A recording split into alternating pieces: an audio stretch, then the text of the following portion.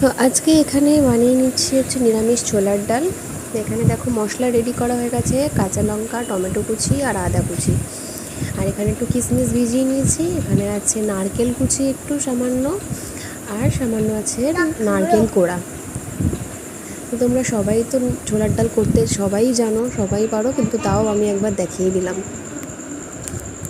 আর এখানে গোটা গরম মশলা একটু ফোড়ন দেবো। এখানে দেখো তেল গরম হয়ে গেছে। প্রথমে আমি একটু নারকেলগুলো ছোটো ছোটো কুচি করা যে নারকেল সেটা একটু ভেজে নিচ্ছি। নারকেল ভেজে তুলে রাখলাম।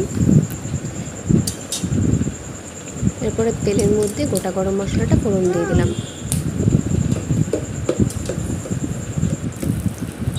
আর অবশ্যই ডালটা কিন্তু আগে থেকে সেদ্ধ করে নিতে হবে।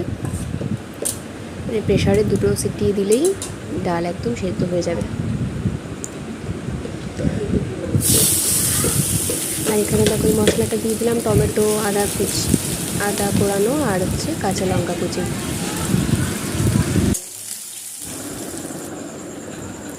এখানে ভাজা ভাজা হচ্ছে। আর একটু নুন দিয়ে দিলাম, হলুদ,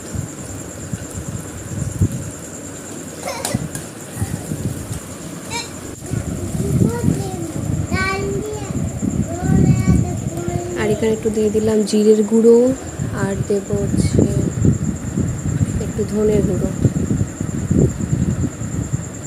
ব্যাস, এই হচ্ছে মশলা।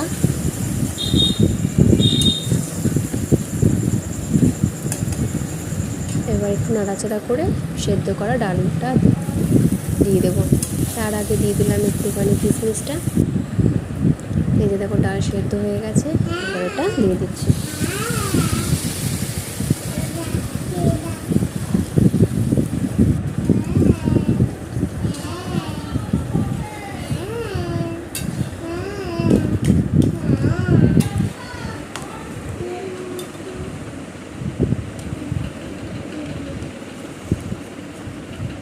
এখানে দেখো, যদি তোমরা জল প্রয়োজন হয় তাহলে সেই বুঝে জল দেবে। এটা একটু ফুটবে, তাহলেই রেডি নিরামিষ ছোলার ডাল। তোমরাও বাড়িতে ট্রাই করো। আর এখানে দেখো সে ভাজা যে নারকেলটা ভেজে রেখেছিলাম সেটা অ্যাড করে দিলাম, আর একটু নারকেল কোড়াও দিয়ে দিলাম।